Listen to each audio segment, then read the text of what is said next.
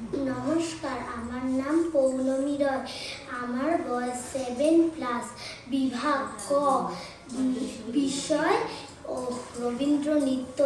আমি সর্বভারতীয় সঙ্গীত ও সাংস্কৃতিক পরিষদের অনলাইন প্রতিযোগিতা